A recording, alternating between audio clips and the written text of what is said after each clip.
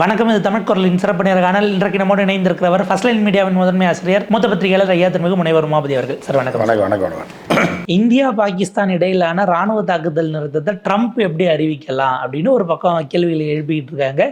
அவருக்கு அந்த அதிகாரத்தை நீங்கள் எப்படி அலோவ் பண்ணீங்கன்னு மோடிஜியை பார்த்து கேட்குறாங்க. ஆனால் ஜிஏ இது வரைக்கும் அதிகாரப்பூர்வமாக எதுவும் வெளியில் வந்து பேசவோ எதுவும் செய்யலை அப்படிங்கிற ஒரு விஷயம் இருக்குது.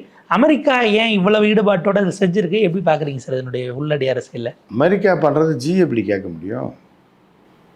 ஜி எப்படி கேட்க முடியும்? ஆனால் சம்மந்தப்பட்டது இவங்க எடுக்க வேண்டிய சம்மந்தப்பட்டிருந்தா ஜி ட்ரம்ப் சொல்லுவார், நீ உனக்கு என்ன சம்மந்தம், நான் சம்மந்தப்படுத்திக்கிட்டேன் அப்படின்ற மாதிரி தான். ஜி எல்லாம் பாவாங்க. நீங்கள் சர்வதேச அரசியல், நீங்கள் சங்கிகளுடைய பார்வைகள் வேறு.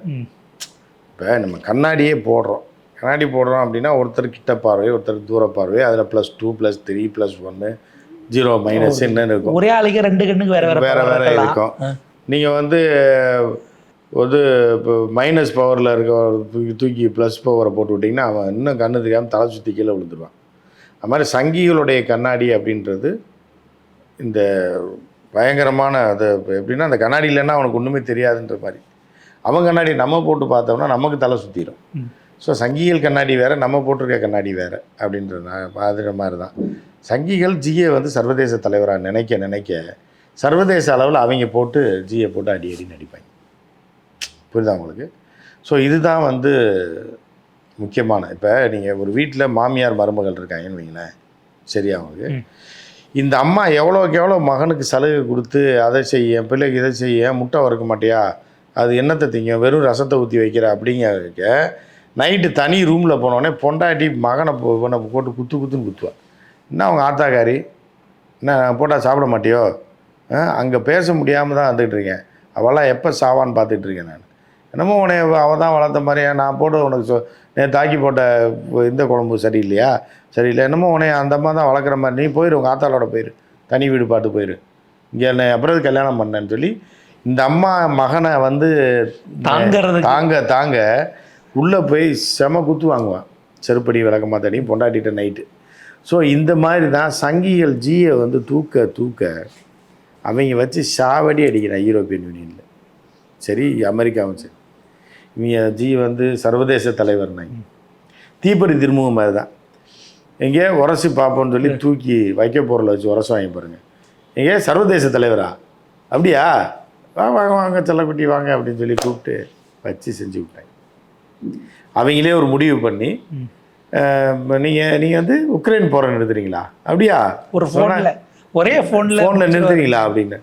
இல்லை நான் எங்கே சொன்னேன்னு, இல்லை உங்கள் இதிலலாம் சோசியல் மீடியாலலாம் சங்கிகள்லாம் போடுறாங்க, அதை அவங்க சொல்கிறாங்க, நீங்கள் வேறு அதை வச்சுது அப்படியா, சரி அப்படின்ட்டு, சரி இப்போ நான் சொல்கிறேன், போர் நினைவு வச்சு அது ஓன்ற கூட சொல்ல மாட்டேன், நானே சொல்லுவேன்னு சொல்லி போரை நிறுத்தி விட்டேன். பாகிஸ்தானை கூப்பிட்டு கைக்கூலி அவங்களுக்கு. பாகிஸ்தான் வந்து அவங்களோட அடிமை. இராணுவ தளபதிட்டே டைரெக்டாக பேசுகிறாங்க. அப்படி எந்த நாடும் பேசவும் முடியாது, பேசவும் கூடாது. அப்போ இந்த நாடு ஒரு மகா தரித்திரியம் பிடிச்ச நாடுன்னு அர்த்தம்.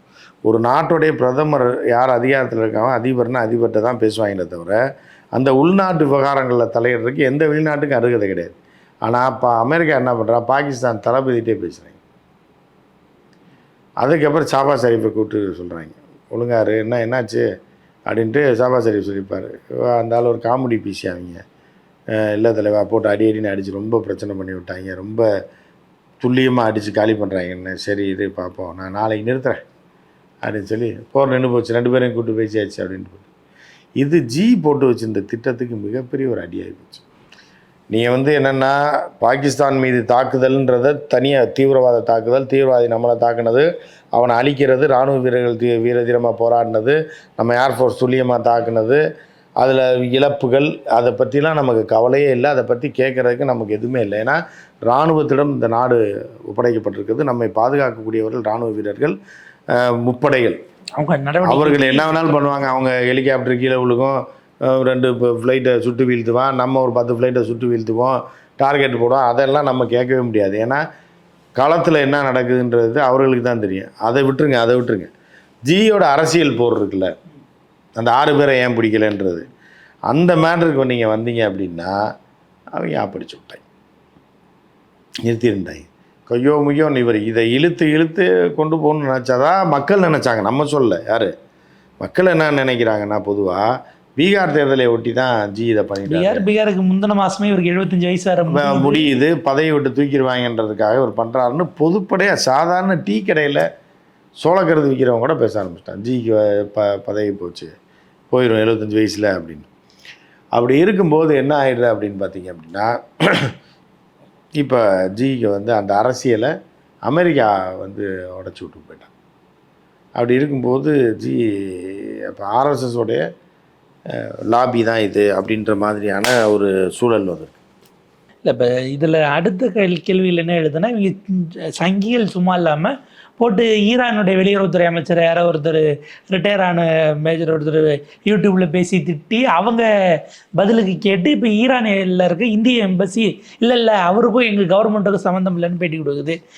இந்த கொடி எரிக்கிறேன்ட்டு பாகிஸ்தான் கொடி சவுதி கொடி எரிச்சிட்டாங்கன்னு அவங்க பூரா பெரிய விடமாட்டோம்னு இன்னும் இப்போ வழக்கு உத்தரப்பிரதேசத்தில் போடுறாங்க. சங்கிகள் இதை மாட்டி இவங்க கூமுட்ட பயிலுங்க. இவங்க வந்து வாழ தகுதியற்றவர்கள் தான் சங்கிகள். அதாவது மனிதனாகவே வாழ தகுதியற்றவர்கள் மனிதர்களே கிடையாது. புரியுதா? இவங்க ஆகப்பெரும் கூவைகள், ஆகப்பெரும் முட்டா பசங்க. ரைட்டா? நீ வந்து சவுதியில் போய் இதெல்லாம் யாரோட செயல் தெரியுமா? நீங்கள் அது ஒரு விஷயம் நீங்கள் தெரிஞ்சுக்க. சாதாரணமாலாம் சவுதி கொடி எரிக்கலை. அந்த அளவுக்கு போய் நீங்கள் இவங்க சங்கிகள் தான் முட்டாள்னா, கடையில் சவுதி கொடி விற்கிறவன் முட்டாளாக இருக்க மாட்டான்.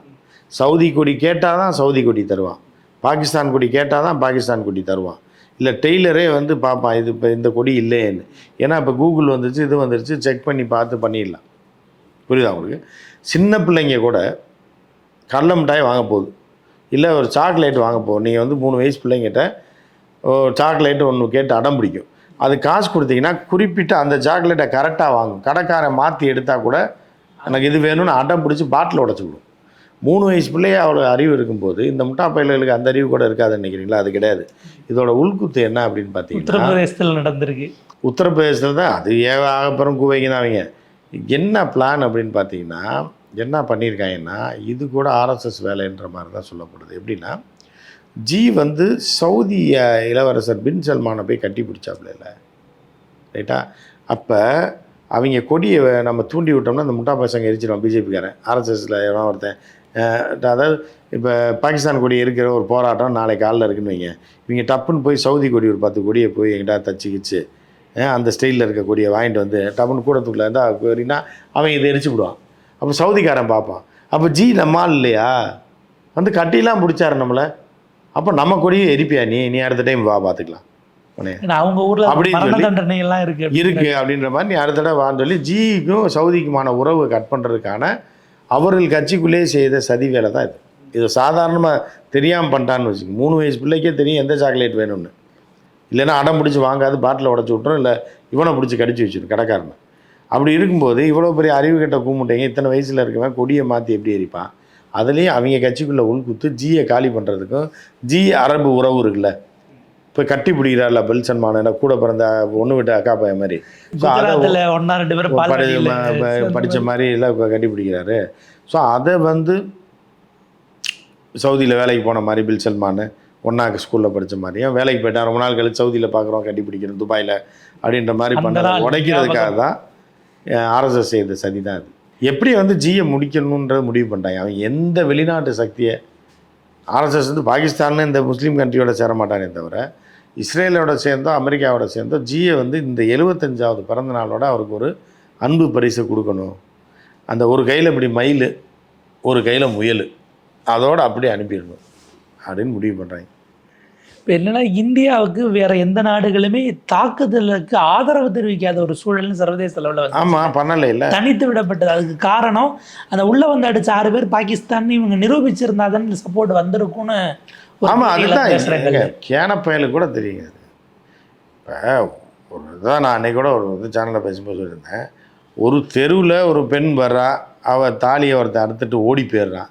அவள் போய் இப்போ 10 தெரு தள்ளி இருக்க அவள் புருஷன்ட்ட சொல்கிறான், இல்லை அண்ணன்ட்ட சொல்கிறான், அப்பாட்ட சொல்கிறான். அவங்க ஒரு ஆளை கூப்பிட்டு 10 பேர் வரான். அவன் வந்து என்ன பண்ணுவான், அந்த தெருவில் அந்த திருடனை தான் தேடுவான், இல்லைனா போலீஸில் கம்ப்ளைண்ட் கொடுப்பான். அதை விட்டுட்டு அந்த தெருவில் குடியிருக்கிறவனை பூரா கூப்பிட்டு தூக்கி போட்டு அடித்தா, இந்த தெருவில் தானே அவன் திருடுனான் அப்படின்னு திருடனை விட்டுவிட்டு தெருவில் இருக்கவனை போட்டு அடித்தா அவங்க என்ன பண்ணுவாங்க, உன்னை அடித்து மாட்டாங்கிட்டே உடச்சி விட்ருவாங்க. இதுதானே பேசிக் லாஜிக். ஸோ அது இல்லாமல் எவன் 6 பேர் தாக்கினானா அவனை ஒருத்தனை கூட உன்னால் பிடிக்க முடியல, உயிரோடையே செத்தோம். அதுக்கப்புறம் எப்படி சர்வதேச சமூகம் உங்களுக்கு சப்போர்ட் பண்ணும்? இந்த வார் பாகிஸ்தான் நம்ம அடித்ததுன்றது வேறு. பாகிஸ்தான் எப்போ வேணாலும் நம்ம அடிக்கலாம். ஏன்னா அவர் இன்றைக்கி நேற்று இந்த 6 பேரை வச்சு பண்ணல, காலங்காலமாக துரோகம் பண்ணிகிட்டு இருக்கான், அது வேறு. ஆனால் இந்த 6 பேர் என்னன்னா, யார் அந்த 6 பேர்? யார் அந்த சார் மாதிரி? யார் அந்த 6 பேர்னால் இன்றைக்கி வரைக்கும் பதில் இல்லைல்ல. ஆனால் IMF போன்றவர்கள் கடன் கொடுக்குறாங்க, உங்களால் அதையும் நிறுத்த முடியலன்னா டிப்ளமேட்டிக்காக அது ஒரு எல்லாமே ஃபெயிலியருங்க.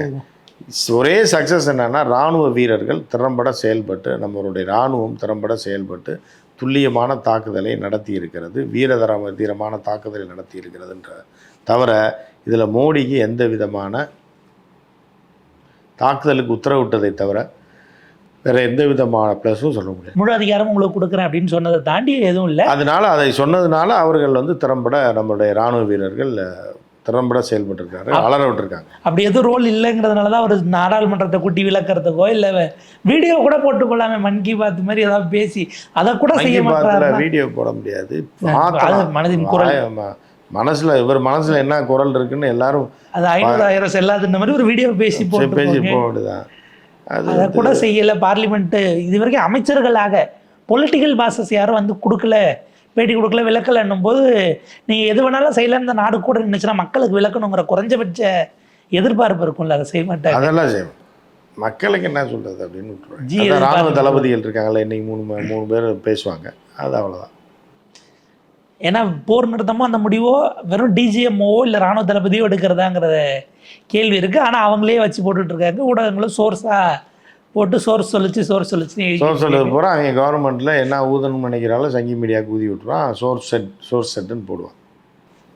பாப்போம் சார், இது அடுத்தடுத்த கட்டங்களுக்கு எப்படி போகுது, சர்வதேச அரசியல், ஜியினுடைய 75 வயது நிறைவு, RSS எப்படி நகர்த்துறாங்க அப்படிங்கிறதெல்லாம் நம்ம பார்ப்போம். உங்கள் நேரத்துக்கு பொறுத்தவரைக்கும் மிக நன்றி சார்.